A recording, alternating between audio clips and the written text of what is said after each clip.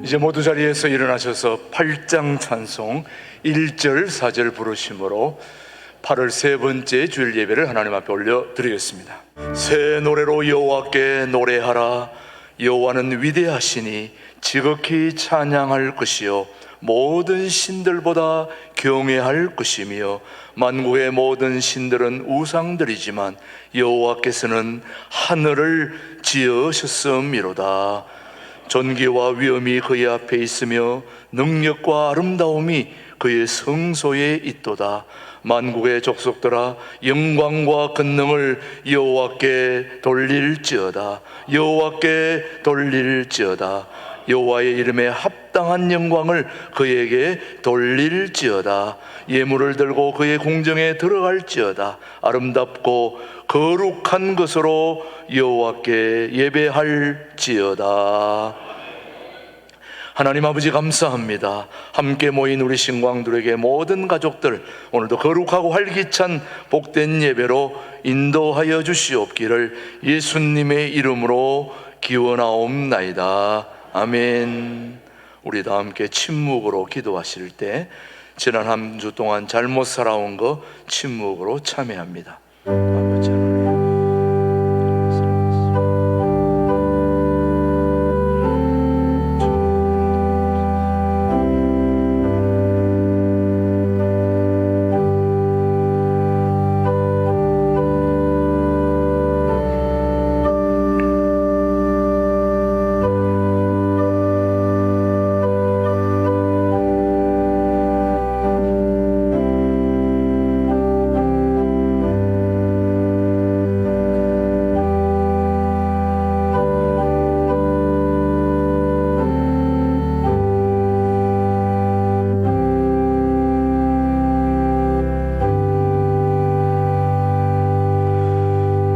진심으로 참회하는 자에게 주시는 하나님의 말씀입니다.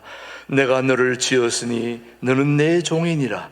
내가 너의 허물을 빽빽한 구름같이 너의 죄를 안개같이 없이 하였으니 너는 내게로 돌아오라. 내가 너를 구속하였음이니라. 아멘.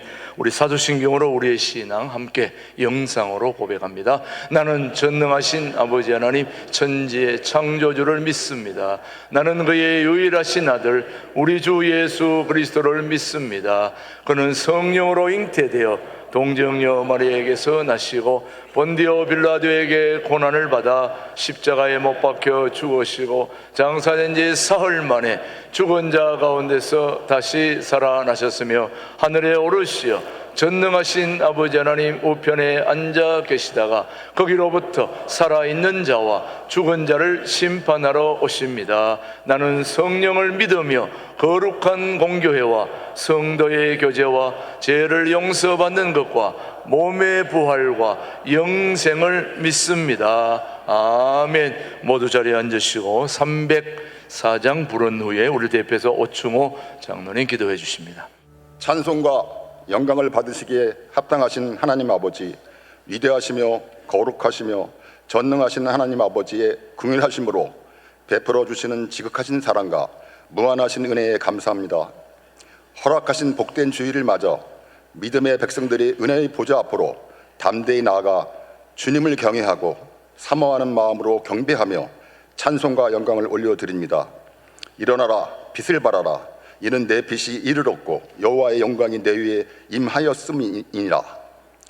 허락하신 복된 날에 저희가 성전을 사모하며 또 예배를 사모하며 성전에서 각자의 처소에서 8월 셋째 주일 예배를 예배하게 하시니 감사합니다.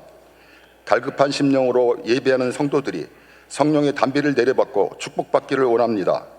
고난과 환난이 어우러져 지쳐 넘어지기 쉽고 힘들어 쓰러지기 쉬운 시대에 살면서도 아직도 깨달음이 부족하고 애절한 간구의 기도가 부족한 저희의 허물을 용서하여 주옵소서. 저희가 성령의 기름 부음을 받고 신실한 기도의 용사로 성숙한 신앙인이 되게 하옵소서. 진실하신 하나님 아버지, 우리나라와 민족을 위해 기도합니다. 유정자와 지도자들이 정직하고 신실하게 하소서. 하나님의 자녀로서 사명과 본분을 회피하지 말게 하소서. 도덕과 양심과 능력을 겸비하고 국민들의 모범이 되는 지도자가 되게 하옵소서. 신실하신 하나님 아버지, 한국 교회의 목회자와 교육자와 성도들이 험난한 시대를 슬기롭게 극복하기 위하여 진정으로 합심하여 기도하기를 원합니다. 기도의 불길에 주님이 진정 기뻐하시는 교회다운 교회, 성도다운 성도로 거듭나도록 성령의 불길이 맞불이 되어 간구하는 기도의 응답의 은혜가 충만하기를 원합니다. 통일 한국을 준비하는 신강두레교회, 주님의 영광을 위해 하나님께서 선택하시고 세워주신 신강두레교회에 성령 충만, 말씀 충만, 기도 충만, 찬양 충만으로 사랑과 소망이 넘치는 예배 은혜가 있게 하옵시고, 모든 예배마다 하나님의 영광으로 채우셔서 보혈의 능력과 성령의 생수가 흘러넘치는 살아있는 예배가 되게 하옵소서. 몸된 교회를 위하여 맡은 바 사역을 감당하시는 김준원 목사님 건강을 주시고 성령님의 능력으로 붙들어 주시고, 최동욱 목사님, 부교육자, 전도사님 주님의 일에 온 정성을 쏟으며 충성하는 일마다 수많은 결실과 열매로 주님의 은총을 더하여 주시옵소서. 각 기관장님과 직분자의 사명과 손길을 기억하시고 성령님의 도우심과 인도하심으로 이끌어 주옵소서. 질병으로 인하여 고통받고 간절히 기도하는 성도들에게 치유되고 회복되는 은혜가 넘치게 하옵소서. 오늘 예배를 위해 헌신하는 여러 기관과 특별히 교육부서와 헌신적으로 봉사하시는 남녀 선교회, 안내, 차량 안내, 찬양대, 주방봉사, 방송실, 구역장 및 많은 봉사자들을 기억하시고 은혜 내려 주시옵소서. 선교 사역과 군내 해외에 있는 성도들에게 건강의 안전을 지켜 주시옵소서. 이 시간 말씀을 들고 단위에 서시는 김준영 목사님께 성령님의 능력으로 붙들어 주셔서 선포하시는 말씀, 강복절과 유월절 말씀하실 때 금향로의 기도로 더욱더 열심히 하셔서 모든 성도들이 아멘으로 화답하여 순종을 다짐하는 시간 되게 하옵소서. 특별히 김준영 목사님 영육간에 강건케 하시고 산모님과 가정 하시는 일마다 성령 충만케 하여 주시옵소서. 찬양 중에 거하시는 하나님을 찬양합니다. 새 노래로 마음과 정성을 모아 신령과 진심으로 주님이 원하시는 부르심에 합당한 찬양을 올려드리는 신강들의 찬양대, 하나님께만 영광을 드리옵나이다. 늘 주님과 동행하며 감사의 찬양을 올려드리는 신강들의 찬양대 지휘자, 반주자, 찬양대장, 찬양대원의 찬양이 울려 퍼지게 하옵소서. 다시 오실 주님 기다리며 예수 그리스도의 이름으로 감사하며 기도드립니다. 아멘.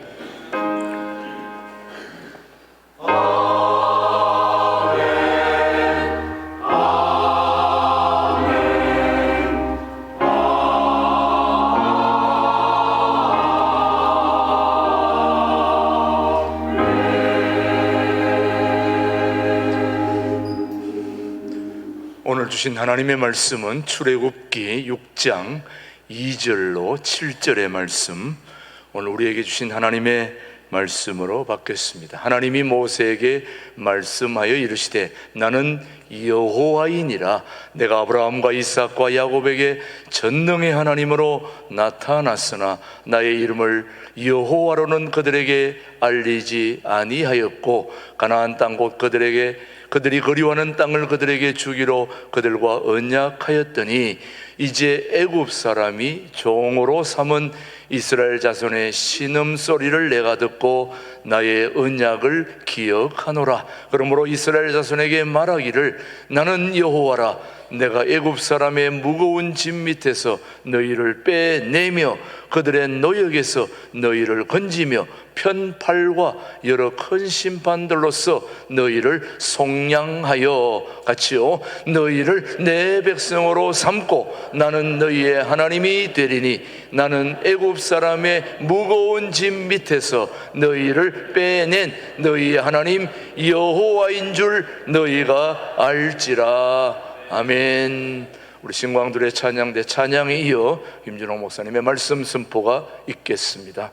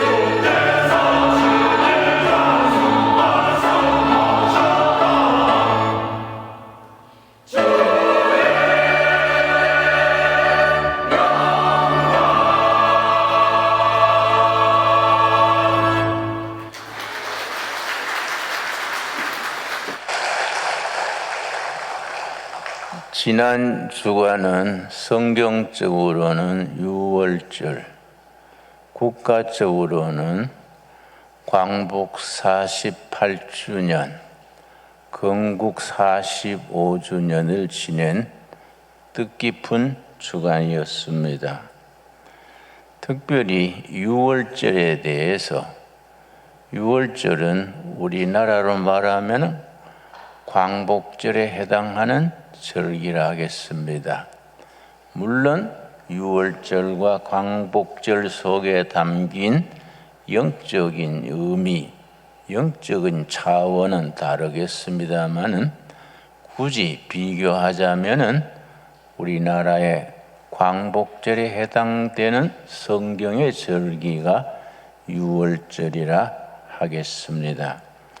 오늘 성경 말씀 출애굽기 6장에는 유월절을 이스라엘 백성들이 어떻게 지냈는가, 유월절 저녁에 드리는 식탁, 가족들이 모여서 호주가 사회를 해서 유월절 절기를 보내는 유월절 식탁에 대한 내용이 기록되어 있습니다. 출애굽기 6장 5절 말씀, 출애굽기 6장 5절 말씀. 이제 애굽 사람이 종으로 삼은 이스라엘 자손의 신음소리를 듣고, 이 말씀이 중요합니다. 하늘의 하나님은 그제나 지금이나 백성들의 신음소리를 들으시는 하나님, 그 신음소리를 들으시고 신음소리 중에서 부르짖는 기도를 들으시는 하나님이십니다. 자, 신음소리를 듣고 내가 듣고 나의 언약을 기억하노라. 바로 아브라함 언약, 그리고 모세 언약. 우리의 신앙은 언약 신앙입니다. 하나님과 이스라엘 백성 사이에 맺은 말씀으로 된 계약, 언약입니다. 또 하나님과 교회와 맺은 언약, 하나님과 우리 하나님의 백성 우리들과 맺은 언약. 그래서 옛 언약이 구약이고 새 언약이 신약이라 하겠습니다. 내가 백성들의 신음소리를 듣고 내가 나의 언약을 기억하노라. 6절 말씀.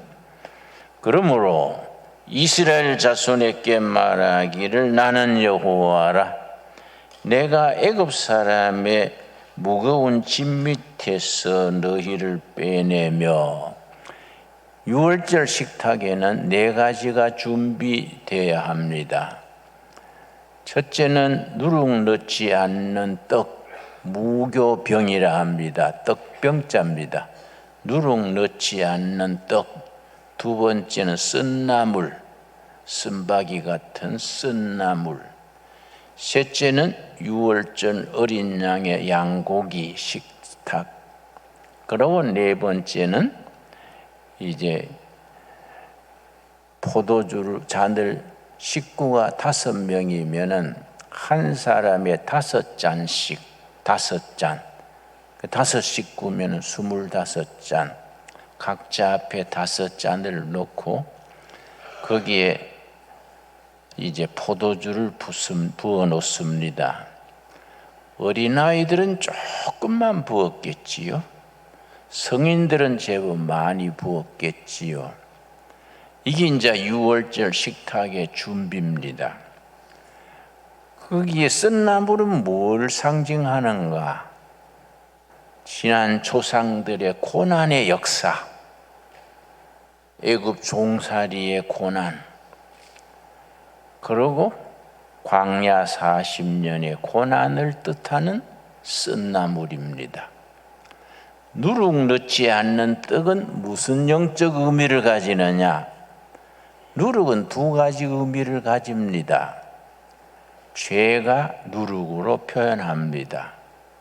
두 번째는 그 누룩은 세상적인 사상, 이데올로기, 지금으로 말하면 주체 사상이니 공산주의니 사회주의니 이런 것들이 누룩입니다. 이런 이데올로기 사상 또 지난날에 지은 개인과 민족적인 죄 이게 다 누룩으로 표현됩니다. 그 6월절에는 누룩 없는 떡 무교병이 필수입니다.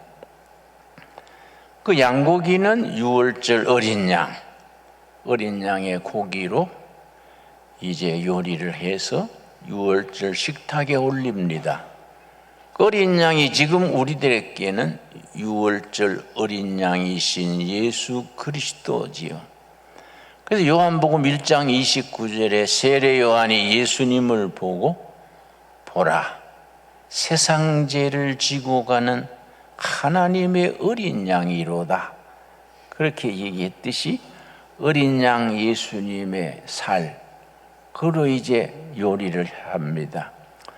그리고 이제 포도주 잔을 식구별로 5잔. 그런데 호주와 6월절 식탁에 예배를 드리면서 6절 다시 읽습니다. 그러므로 이스라엘 자손에게 말하기를 나는 여호와라 내가 애굽 사람에게 무거운 짐 밑에서 너희를 빼내며 그러면은 식구들이 빼내며 복창을 하고 첫째 잔을 마십니다. 두 번째 그들의 노역에서 너희를 건지며 그러면은 식구들이 건지며 복창을 하고 두 번째 잔을 마십니다. 편팔과 여러 큰 심판들로서 너희를 속량하여 값을 치르고 구했다고 속량입니다. 우리 죄를 대신 피 흘려서 값을 치르신 어린 양 예수님 속량입니다.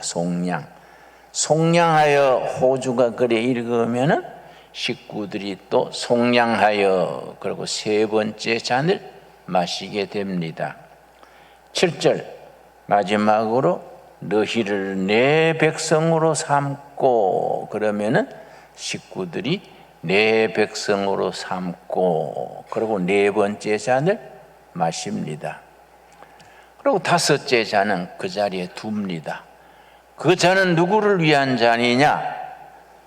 6월절의 주인 대신 메시아 만 백성을 구원하시기 위해서 피 흘려 죽으신 메시아 그리스도를 위한 잔입니다. 그래서 유대인들의 신앙인 유다이즘 제사장 바리새인 서기관들이 믿던 유대교와 우리가 믿는 기독교와의 차이가 뭐이냐? 그 다섯 번째 잔 주인인 메시아 그리스도가 아직 안 오셨다. 지금 또 기다리고 있습니다. 그래서 지금 유대 백성들은 지금 또 매년 6월절을 지낼 때에 6월절 식탁에서 다섯째 잔은 그냥 식탁에 두고 언젠가 오실 메시아를 지금 또 기다립니다. 우리는 그게 아니다. 이사야서 53장, 이사야서 7장 이런 말씀에 거듭 예언된 대로 예수 그리스도가 이미 오신 메시아다. 우리들에게는 예수님이 다섯 번째 잔의 주인이 되시고 유대인들에게는 아직 오지 않으셨습니다. 7절 말씀 우리 한번 같이 읽겠습니다. 너희를 내 백성으로 삼고 나는 너희의 하나님이 되리니 나는 애굽 사람의 무거운 짐 밑에서 너희를 빼낸 너희의 하나님 여호와인 줄 너희가 알지라. 우리들의 신앙 고백이 되어야 합니다. 거듭 강조합니다마는 좋은 신앙, 좋은 교회는 세 가지를 갖추어야 됩니다. 첫째는 거룩한 제사, 예배입니다. 예배. 둘째는 분명한 신앙 고백. 지금 또 이스라엘 백성들은 출애굽기 6장 5절에서 7절까지의 말씀을 그들의 신앙 고백으로 삼습니다. 우리들 크리스찬들은 마태복음 16장 15절 16절에 예수님과 제자들과의 대화에서 예수님이 물으셨습니다. 너희는 나를 누구라 하느냐? 예수님을 누구로 알고 누구로 믿느냐에 따라서 그 사람의 운명입니다. 운명. 그 사람의 미래가 결정됩니다. 예수님이 너희는 나를 누구라 하느냐? 베드로가 척 나서면서 주는 그리스도시요 살아계신 하나님의 아들이로소이다. 가장 기본되는 신앙 고백입니다. 주는 메시아 그리스도시요 살아계신 하나님의 아들이로소이다. 예수님이 그 대답에 흡족하셔서 그 분명한 신앙 고백, 가장 짧고 소박하고 그러면서 신앙 고백에 엑기스가 다 들어있는 마태복음 16장 16절 베드로의 고백에 흡족하셔서 그걸 알게 하신 이는 네가 아니다. 성령께서 그걸 깨닫게 하신 것이다. 그렇게 칭찬하시고 그 신앙 고백 위에 내가 교회를 세우겠다. 교회는 분명한 신앙 고백 위에 세워집니다. 우리가 바른 신앙 좋은 교회 세 번째는 응답받는 기도입니다. 여러분, 우리가 살아온 세월을 돌이켜 보십시오. 험한 세월 보내면서 우리 광복절이 1945년 8월 15일인데 이번 주가 광복절 78주년, 건국 45주년, 질풍노도의 시대를 지냈습니다. 광복에 이어서 좌우 간의 피나는 투쟁, 테러, 살육, 서로 간의 충돌이 끊임없었습니다.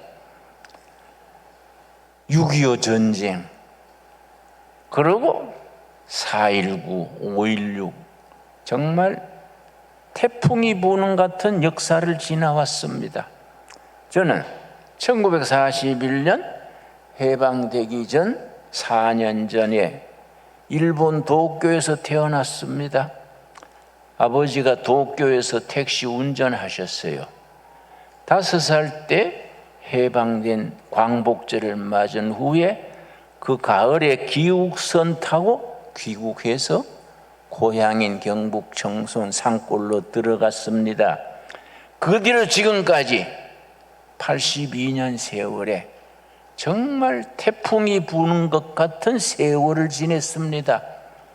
참 우리 세대는 정말로 순탄하지 못한 시절을 지났습니다.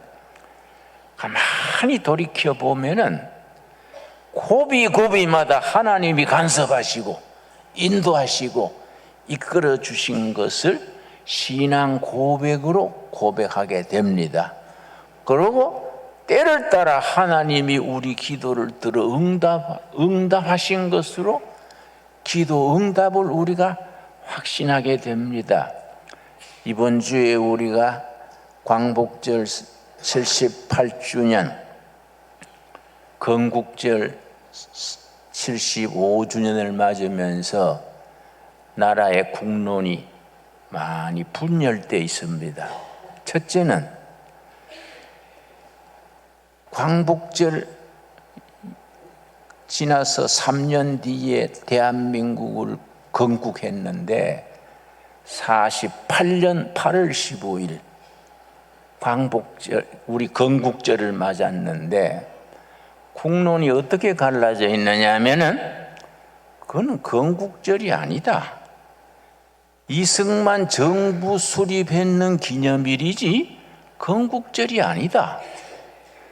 그러면 건국절은 언제냐?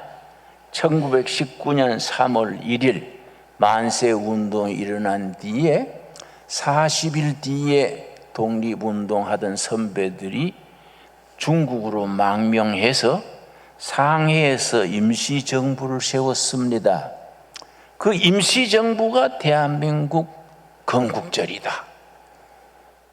그러면 48년 8월 15일은 뭐이냐? 그거는 이승만 정부 정권 수립 기념일이다. 그렇게 주장하는 사람들이 생각 외로 많습니다. 나는 절대 그게 아니다. 왜냐? 그건 건국절일 수밖에 없다. 한 나라가 건국되려면은 한 나라가 세 가지를 갖추어야 나라가 됩니다. 첫째, 국민, 국토, 주권. 세 가지가 나라가 세워지는 3요소입니다.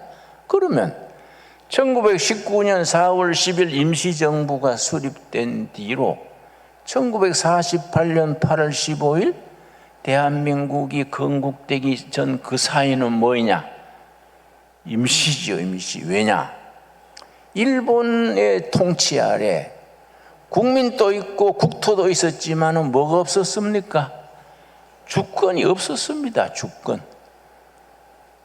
국민도 있고 국토도 있었지만은 나라의 주권이 일본 제국주의의 주권이 있었기 때문에 그건 어디까지나 임시정부다. 1948년 8월 15일에 그 전에 5월 31일에 대한민국 헌법을 통과시켰습니다. 그리고 8월 15일에 건국을 선포했습니다. 저는 그 알만한 사람들이 왜 그런 걸 부인해가지고 건국절이 아니고 이승만 정부 수립 기념일이다 그렇게 말할까? 분명히 국민도 있고 국토도 있었지만은 나라를 다스리는 주권이 일본한테 뺏겼지 않느냐? 그러니까 48년 8월 15일이 건국절이다. 그건 상식적인 거 아니냐? 나는 그렇게 생각합니다. 그래 내가 그렇게 얘기하니까 뭐 어떤 국사학자는 역사의식이 없네 뭐 어쩌네 그래서 역사의식 좋아하네. 주권이 일본에 뺏겼는데 무슨 그런 소리 하요? 역사 교수, 국사 교수가 문제가 아니라 정신 바짝 차리세요. 내가 그렇게 서로 간에 논쟁을 한 적이 있습니다. 그리고 우리 둘의 가족들은 1948년 8월 15일 우리나라 건국이 특징이 있습니다. 세계 나라가 220여 나라가 됩니다. 그 많은 나라 중에서 기도로 시작한 나라는 대한민국뿐입니다. 대한민국은 기도로 시작을 했습니다. 이 나라를 하나님께서 그 기도를 들으시고 온갖 고비고비마다 지켜주시는 줄로 믿습니다. 앞으로도 지켜주실 줄로 믿습니다. 두 번째 뭐이 논쟁이냐 하면은 윤석열 정권이 들어와서 이승만 기념관 세우겠다. 그거 난 참 윤석열 대통령 상당히 좋게 봅니다. 어떻게 그 사람 검사 출신인데 그런 생각을 할까? 여러분, 박정희, 노태우, 김대중, 노무현 기념관 다 있습니다. 김영삼 기념관도 있습니다. 그런데 이승만 기념관이 없어요. 그 사람은 이 나라를 잘못된 길로 이끌었다고 기념관이 없었는데 윤석열 정부에서 이번에 국가보훈처에서 기념관 세우겠다. 460억 예산을 책정하고 그랬더니 또 어떤 분이 감동해가지고 4,000평을 땅을 내놨습니다. 기증을 했습니다. 나는 그 참 좋은 일이다. 왜 이승만 초대 대통령 이승만의 기념관이 왜 없느냐? 이 가지고 지금 시끄럽습니다. 그래서 심지어 김용옥이라는 사람 있지요? 머리 홀랑 깎고 율브룬너 스타일로 나온 새소리 내는 사람. 이승만은 역적이다. 국립공원에서 시체를 파내가지고 불질러 버려야 된다. 그래서 내가 제정신이 아니네. 내가 참 김씨도 여러 가지입니다. 김씨도 북한에 김정은이도 있고 김진홍도 있고 김용옥도 있고, 예. 이 김씨들이 말썽이야, 말썽. 어떻게 이승만 대통령 시체를 파내가지고 불태워야 된다, 그걸 공영방송에 나가서 그런 소리를 합니까? 참 민주주의가 그래서 좋은 긴지 어쩐 긴지.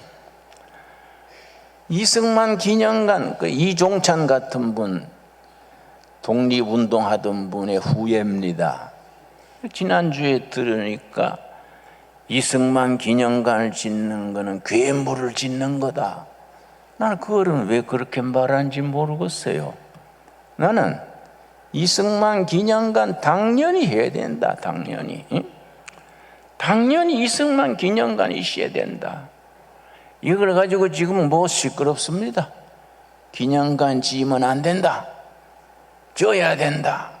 그러나 나는 다시 말씀드려서 윤석열 정부에서 이승만 기념관 짓는 걸 사명으로 알고 추진하겠다. 내가 박수를 보냅니다. 그거 참 잘 생각했다. 예. 그런데 기념관이 채워져 가지고 우리 청소년들한테 건국 얘기를 가르쳐야 됩니다. 전 세계 많고 많은 나라 중에서 건국 이야기를 국사 시간에 가르치지 않는 나라는 대한민국밖에 없어요. 저 아프리카의 가나니 뭐 이런 나라도 자기들의 건국 얘기를 다 가르치는데 대한민국은 학생들에게 건국 얘기를 안 가르칩니다. 이런 걸 우리가 극복을 해야 되지요, 여러분. 물론 이승만 대통령이 잘못한 것도 많습니다. 나는 이승만 대통령에 대해서 공이 5, 과가 3 그렇게 생각합니다. 그래, 그걸 굳이 따지자면 07, 과 3, 잘한 것이 70점, 잘못한 것이 30점. 어떤 인물도 허물이 있고 과오가 있습니다. 그걸 우리가 다 전체를 봐가지고 판단해야지. 심지어 국사 교수들도 이승만은 폐륜하다, 이런 걸 얘기합니다. 그러나 나는 차제에 윤석열 정부에서 그런 역사관, 건국관을 확실히 세워야 된다. 저는 그렇게 생각합니다. 나는 이승만 대통령이 우리 역사에 역사가 지나갈수록 빛나는 5가지 공로가 있습니다. 첫째는 평생을 독립운동에 헌신한 것, 첫째지요. 둘째는 자유민주주의를 뿌리내리게 한 겁니다. 1945년 우리가 해방된 뒤에 공산주의, 사회주의가 훨씬 강했습니다. 어떤 미 군정청에서 조사한 자료에 의하면 사회주의, 공산주의 해야 된다는 국민 여론이 87%까지 나온 조사도 있습니다. 왜냐? 그때는 소작인들이 너무 많아서 공산주의가 땅을 농민에게, 지주를 몰아내고 농민에게 땅을 줘야 된다. 그러니까 일제시대까지 얼마나 지주들이 횡포가 심했는고 하니 호남 같은 데는 거의 90%가 소작인, 1년 새 빠지게 농사 져가지고 100가마이, 50가마이는 지주한테 주고 소작이는 50가마이로 자식들 데리고 먹고 사는 겁니다. 그러니까 흉년 들었다 하면은 아주 굶고 그랬지요. 그런데 소작인이 돼가지고 어떡하겠습니까? 이승만 대통령이 대통령 된 뒤에 민주주의를 하려면은 소작인 일건 안 되겠다. 경제가 자립이 돼야 나라도 자립하는 거다. 그래서 토지개혁을 했습니다. 토지개혁. 1948년 토지계획을 그 당시에 농림부 장관이 조봉암, 청년 시절에 공산주의자를 했는데 해방 이후에 공산주의 하는 거 보니까 이게 아니다 싶어서 전향을 했습니다. 그걸 영어로 컨버트라 그래요. 컨버트.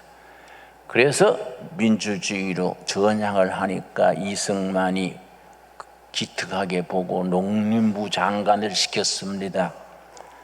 장관 시킨 뒤에 이승만 대통령이 조봉암을 불렀습니다. 불러서 임자 토지 개혁을 하소. 땅을 농민들에게 소작인들에게 다 갈라주고 지주한테 그냥 뺏지 말고 국가가 보상하고 그러고 유상 환수, 유상 분배. 5년 동안 농민들이 그때 소작료가 50%인데 30%만 5년간 내고 땅이 자기 걸로 해주시오. 농림부 장관 조봉암의 처음 계획에는 3년 동안 땅값을 다 치르는 걸로 그렇게 계획을 해왔습니다. 이승만 대통령이 연필을 가지고 3년을 북북 지우고 농민이 무슨 돈이 있어서 3년 만에 다 갚소. 5년으로 늘리시오. 그 자리에서 5년간 매년 농사 져서 100가마이 수확했으면 30가마니만 내고 5년간 내는 걸로 자기 땅을 해주되 그 앞으로 등기 다 해서 지주가 되게 하세요. 지난달에 우리 법무부 장관 한 누구 있지요? 이름 잊어버렸는데 한 장관이 제주도에서 기업인들 모아놓고 특강하면서 이승만 대통령의 토지 개혁을 아주 높이 평가하는 강의를 하더라고요. 상당히 그 사람이 똑똑한 사람이더라고요. 이승만 대통령이 농지 개혁을 했기 때문에 농업자본이 산업자본으로 바뀌어져서 대한민국이 경제가 발전하는 기초가 됐다. 아주 그렇게 얘기를 하니까 기업인들이 박수를 치더라고요. 그 똑똑한 장관들이 있어요. 자, 그런데 토지개혁이 48년에 정부 수립되자마자 조봉암 장관 시켜서 시작을 해가지고 6.25 나던 50년 4월 20일에 끝냈습니다. 토지개혁 끝난 뒤에 2달 뒤에 6.25 터졌습니다. 그걸 모르고 북한에서 김일성 군대가 와가지고 토지는 소작인에게 지주를 몰아내자.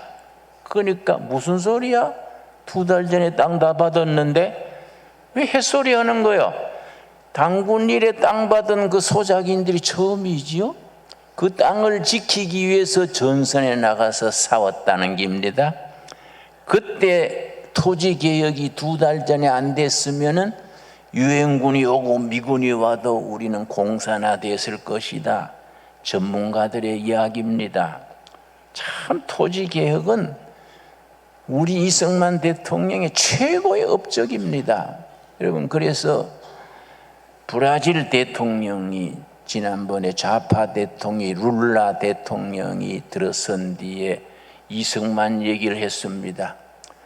브라질이 넉넉한 자원에도 불구하고 못 사는 이유는 뭐이냐? 사우스 코리아에 이승만 같은 토지 개혁을 성공하지 못해서 브라질이 가난하다. 필리핀도 같은 얘기입니다. 필리핀은 민주주의 국가라 하지만은 5 재벌이 땅을 다 차지해가지고 국민의 대다수가 소작인입니다. 그래 필리핀이 경제가 일어나지 못하는 거지요. 월남 전쟁을 한데 미군들이 월남전에 참가해서 베트콩하고 한참 싸우다 보니까 아닌 거요. 미군이 점령하고 나면 밤에 베트콩들이 와서 살살해서 뒤집어 놓는 거지요. 왜 그럴까? 미국 CIA에서 조사를 해보니까 프랑스가 월남을 오래도록 지배했습니다. 프랑스 종교가 캐토릭이지요. 월남 사람 중에 캐토릭이 줄 서가지고 프랑스에 줄 서가지고 우리 친일파처럼 이권을 다 차지해가지고 땅을 차지한 겁니다. 그 땅을 부쳐먹는 소작인들은 불교 신자요. 그 월남 전쟁이 경제 전쟁인데 캐토릭 지주들하고 불교 소작인 간의 전쟁입니다. 미국이 아무리 돈을 갖다 붓고 군대가 50만 가도 이겨낼 수가 없는 거지요. 그래서 미국 CIA에서 지도자를 모아가지고 티운이 키인이 그런 사람들 있지요. 모아가 안 되겠다.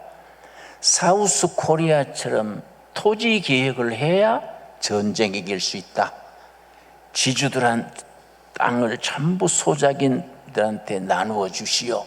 그래 안 하고는 월남이 공사나 막을 길이 없다. 그러니까 캐토릭 지주들이요, 그게 바로 빨갱이들이 하는 소리다. 미국이 우리를 도와주면 도와주지 왜 베트콩들이 하는 소리를 그래 하려하냐. 반대해가지고 못했어요. 나중에 캐토릭 지주들이 땅 문서 쥐고 베트콩한테 맞아 죽었어요. 대한민국 토지개혁은 전 세계 성공 사례입니다. 이승만 대통령의 위대한 업적이요. 중요한 건 뭐냐? 이승만의 농지개혁의 기준이 레위기 25장 토지경제법에서 나온 겁니다. 그래서 우리가 한국교회는 가슴을 펴고 긍지를 가져야 됩니다. 대한민국이 자유민주주의로 남을 수 있는 것은 우리가 성경의 법을 따라서 레위기 몇 장이라고요? 25장의 토지법을 따라서 농지개혁을 해서 하나님이 지주인 땅을 농민들은 다 하나님이 맡긴 거이다. 근데 북한도 토지개혁을 1946년에 했는데 북한은 뭘 잘못했느냐? 무상몰수 무상분배해가지고 소유권을 농민한테 주지 않았습니다.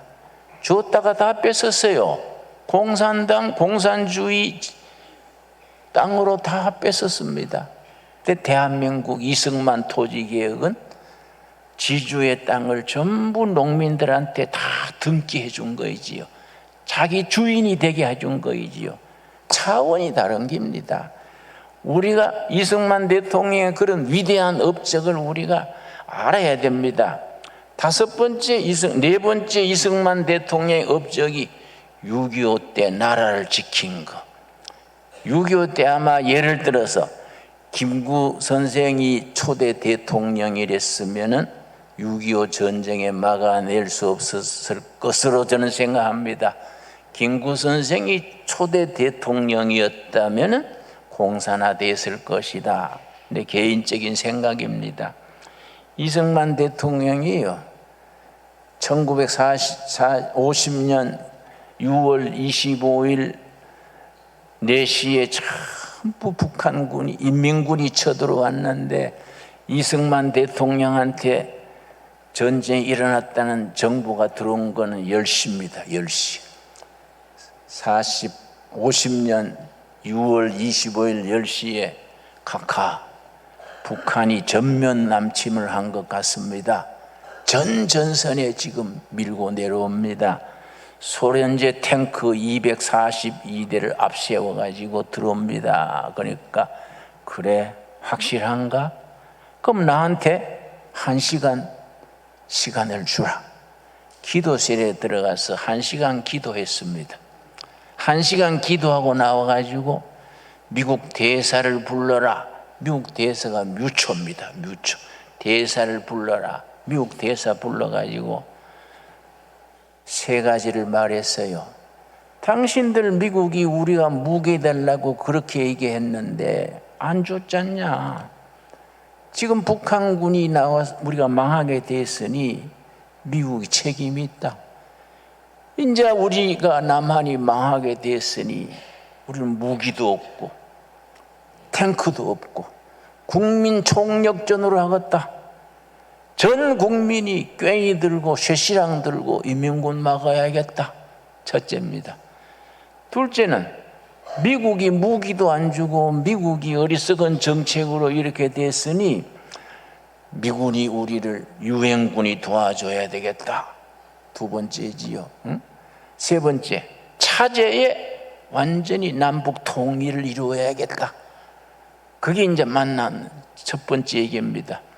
나중에 진주에 진해에 가가지고 피해 있을 때에 메가더 장군이 뮤초 대사를 보내가지고 아무래도 낙동강 전선이 무너질 것 같으니 임시 정부를 오사카로 옮기시오.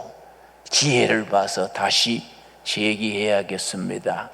메가더 장군이 뮤초 대사를 보내가지고 그렇게 권했습니다. 이승만 대통령이 그 말 듣고서는 주머니에서 권총을 꺼냈어요. 총을 꺼내가지고 미스터 무초, 여기 실탄이 3발 있어. 내가 왜 나라를 떠납니까? 마지막까지 지켜야지요. 이민군이 오면 한 발은 쏴 죽이고 한 발은 내 와이프 프란체스카 여사 죽이고 셋째는 내가 자살로 끝내겠어. 난 절대 일본으로 안 갑니다. 참 그 기백이 있는 거지요. 6.25 때 그렇게 나라를 지킨 공로를 우리가 인정해야 되는데 뭘 그걸 가지고 무덤에서 파내버려야 되니. 그래서 그때 미국 대통령이 아이젠하워가 전쟁 중에 아이젠하워를 했는데 하도 이승만이 말을 안 들으니까 지시를 했습니다. 이승만을 없애라, 암살해라. 그러다가 밑에 있던 그 밑에 통역관이 아주 선교사의 아들이었습니다. 한국 선교사의 아들. 선교사의 아들이 자기 아버지 신앙 따라서 한국에서 선교하다가 미국으로 갔던 아들이 통역관으로 있었는데 그 말 듣고 프레지던트, 미스터 프레지던트, 이승만이 필요합니다. 그는 진실한 크리스찬입니다.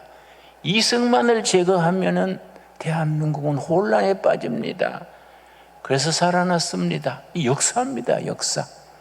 이승만이 잘한 것 중에 마지막 잘한 게 뭔지 아십니까? 한미동맹입니다. 한미동맹. 거기 아주 딱 시대를 내다보고 한미동맹을 맺은 뒤에 이승만이 사인을 하면서 그랬습니다.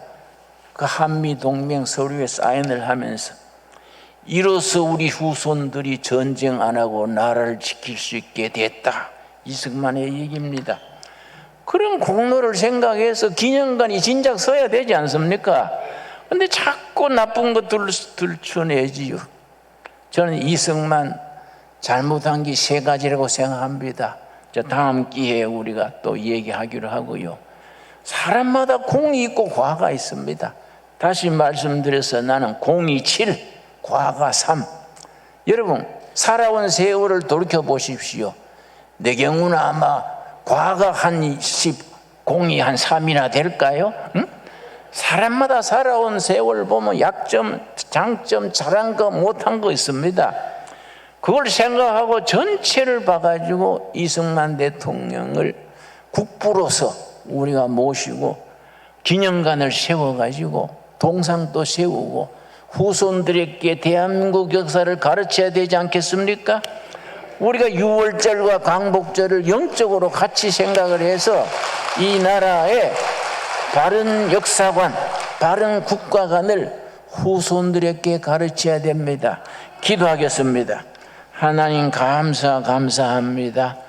우리 지난주에 6월절 광복절을 보내면서 광복절 78주년, 건국절 75주년을 8월 15일 지냈습니다. 이 나라가 1948년 8월 15일 하나님의 은혜 중에 기도로 시작해서 국가 를 열게 된 것 감사합니다. 우리가 건국일을 후손 대대로 바로 가르치게 하여 주시옵시고 일본의 압제에서 해방된 그 광복절이 하나님의 은혜로 해방된 줄 믿습니다. 이 귀한 나라를 우리가 생명을 걸고 하나님 사랑하고 나라 사랑하고 예수님 사랑하고 교회 사랑해서 아름다운 대한민국 통일 한국을 이루어서 저 김정은 그 일당은 다 몰아내고 저 동해바다에 던져버리고 우리 하나님의 백성들이 이 나라를 이끌어가게 하여 주시옵소서. 그래서 통일한국 시대에 예수 잘 믿어 복받는 나라, 선교한국 축복된 나라를 이루게 하여 주시옵소서. 예수님 이름 받들어 기도드렸사옵나이다. 아멘. 예, 우리 찬송가 545장 부르면서 봉헌하겠습니다. 기도드리겠습니다. 하나님의 은혜로 이 나라를 지켜주신 손길 감사드립니다. 한국 교회를 축복하셔서 세계의 가장 훌륭한 교회를 이루게 하셔서 감사합니다. 3년 전에 신강두레교회가 시작되게 하시고 귀한 하나님의 자녀들이 양무리가 모여서 교회 중의 교회, 교회다운 교회를 세워가게 하셔서 감사합니다. 받은 은혜 감사하여 예물을 드립니다. 이 예물이 아버지의 뜻을 이 한반도의 통일한국 시대에 이루는 일에 쓰임받게 하여 주시옵소서. 3년간 끌어온 코로나 팬데믹으로 인하여 세계적인 불경기로 인하여 서민들의 삶이 몹시 공공합니다. 여아버지 간절히 기도드립니다. 우리 신광두레 가족들 경제 문제에 너무 쪼들려서 낙심치 말게 하여 주시옵시며 하나님의 자녀들이 물질 때문에 세상 사람들에게 고개 숙이거나 부끄러운 일 당하지 말게 하옵시고 베풀고 나누기에 흡족한 물질의 축복을 허락하여 주시옵소서. 한 가정마다 기도 제목이 있습니다. 그 기도가 응답되어 우리의 주인 되신 예수님께 영광 돌리게 하여 주시옵시고 우리가 열심히 일하고 땀 흘려 열심히 나라를 일으켜서 이제 북녘 땅 해방시켜서 북녘 땅에 진정한 광복이 오게 하여 주시옵시며 통일한국 시대에 정말 남북한 7,500만 형제들이 손에 손잡고 여호와께 기도드리며 찬양케 하여 주시옵소서. 그런 역사가 가까이 다가오는 줄로 믿습니다. 여호와께서 이 나라의 대통령 되시고 인도자 되셔서 정말 성경적인 역사, 바른 역사, 온 세계에 빛을 발하는 조국 대한민국을 이루어 주시옵소서. 예수님 이름 받들어 감사하며 기도드렸사옵나이다. 아멘. 예, 우리 앞뒤적으로 서로 인사하겠습니다. 반갑습니다. 한 주 동안 잘 지내셨습니까? 예, 축복합니다. 우리 서로 미소를 띄우고 보시면서 오늘 말씀 들으셨으니까 좋은 교회, 좋은 나라 함께 만들어 갑시다. 시작. 예, 감사합니다. 오늘 저도 목사님 설교 들으면서 대한민국에 설교 들으면서 박수 보내는 교회는 많지 않습니다. 예, 정말 여러분은 행복한 교회에 다니고 있음을 감사해야 될 것입니다.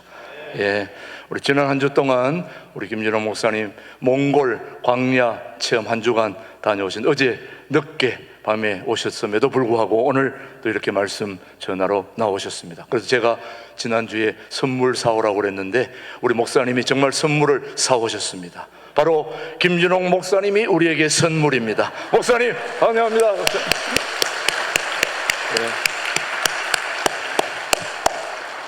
그렇습니다. 이렇게 귀한 말씀 전하는 목사님이 우리에게 선물 아닙니까? 예, 오늘 앞으로 목사님 건강하게 오래오래 사시면서 말씀 잘 전할 수 있도록 기도해 주시기를 바랍니다. 우리 신광두레 교회는 예배를 통해서 하나님의 놀라운 역사들이 일어나고 있습니다. 또 우리 교회에 많은 환자들이 있는데 암 환자들이 다 치유되고 회복되어서 그동안 죽을 고비를 넘겼던 우리 이경순, 주정호 장로님의 아내 되는 이경순 권사님이 암 치료를 잘 받고 건강하게 더 이뻐지셔서 아름답게 돌아오셨습니다. 우리 이경순 권사님 자리에서 한번 일하실 때 따뜻한 환영과 격려의 박수 한번 보내주시기 바랍니다. 예, 권사님 반갑습니다. 환영합니다. 축복합니다. 네. 찬양대로 이제 곧 돌아가게 될 것입니다. 예, 돌아가서 열심히 하시고요. 또 우리 교회에 김명숙 우리 권사님이 계시는데 우리 옷가리나도 하시고 또 구역장도 하시는 분이신데 항암 치료 또 잘 받고 지금 항암 중에도 기쁨으로 받으면서 오늘 또 예배 나오셨습니다. 우리 김명숙 권사님 환영해서 자리에서 환영합니다. 환영합니다. 우리 권사님 축복합니다. 네, 감사합니다. 오늘 항암자 트리오 세 분입니다. 둘의 마을에 또 우리 유인산 우리 집사님의 아내는 우리 김미옥 권사님이 또 투병 중에도 오늘 감사하게 기쁨으로 나오셨습니다. 자리에서 한번 일어실 때 따뜻한 환영의 박수 한번 해주시기 바랍니다. 네, 감사합니다. 감사합니다. 네.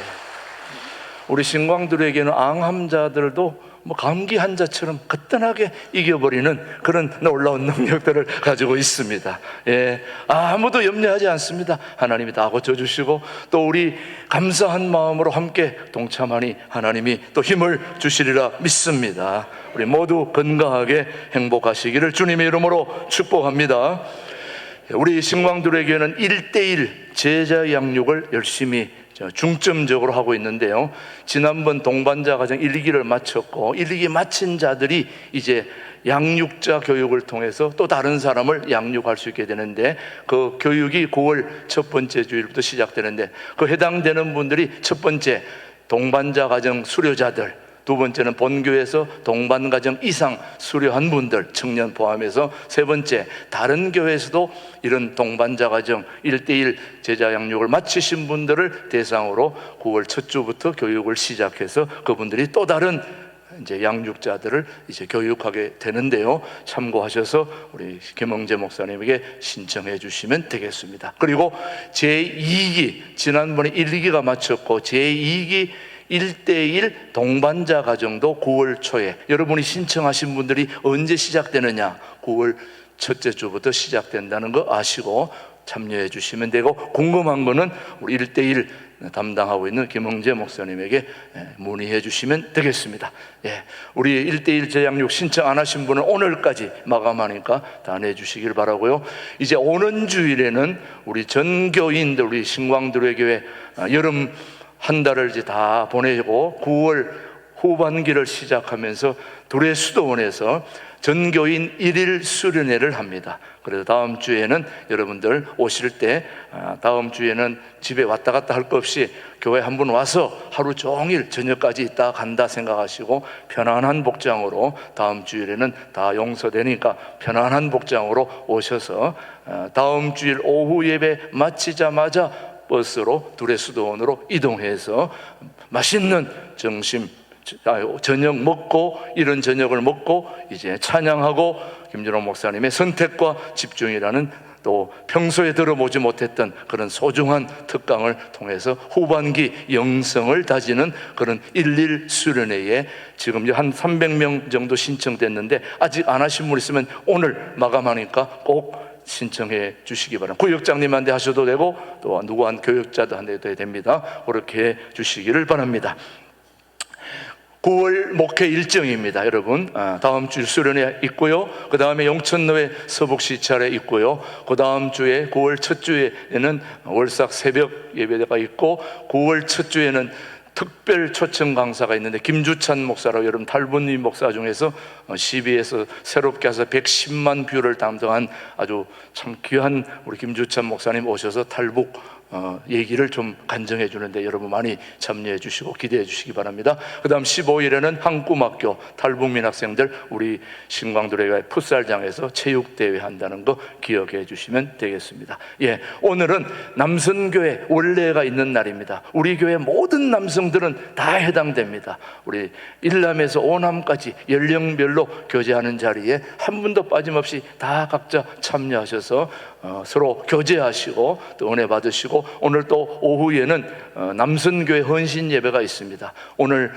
말씀 전해주시는 방수성 목사님은 본토에서 또 공부하시고 또 우리 가나안 장로교회 우리 김준호 목사님 또 집회 왔을 때도 또 모시고 다녔고, 또 지금은 남북통일위원회 이북 5개 노회 위원장을 맡아서 여러분에게 북한에서부터 내려와서 쭉 얘기되기를 귀한 말씀들을 오늘 전해주시는데 많이 오늘 참여해 주셔서 은혜 받을 수 있게 되기를 바랍니다. 오늘 식사하시고 오후 예배 꼭 참석해 주시기를 바랍니다. 예, 남선교회 꼭 연령별로 참여해 주시기를 바라고요.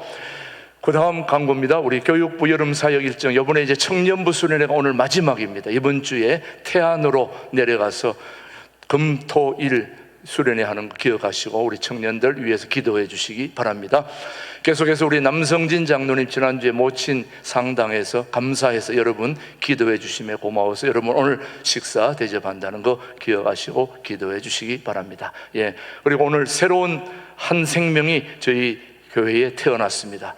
우리 전미경 윤도현 집사님 가정의 손녀입니다. 윤희성 김지현 집사님 아들 지아가 출생했다는 거 축하해 주시기를 바랍니다. 예, 계속해서 우리 새가족교육원 4층에서 있고요. 오늘 주방봉사는 13여전도회입니다. 오늘도 행복하게 하루를 잘 보내시고 또 다음 주에 만날 수 있게 되기를 바랍니다. 오늘 꼭 식사하시고 오후 찬양 예배까지 함께 하시기를 바랍니다. 모두 자리에서 일어나셔서 찬양하고 오늘 김진홍 목사님의 축도로 오늘 모든 예배 마치겠습니다. 이제는 교회 머리 되시며 우리 각 사람의 주인 되시고 교회와 백성들의 참 지도자 참 대통령 되신 예수 그리스도의 은혜와 하나님 아버지의 깊고 넓으신 사랑과 성령님의 새롭게 하시며 전진하게 하시며 다가오는 하나님의 날을 향하여 용감하게 나아가게 하심이 이 자리에 고개 숙인 신강들에게 성도들 그 심령마다 가정마다 삶의 자리마다 이제로부터 영원토록 함께 하시기를 축원하옵나이다. 아멘.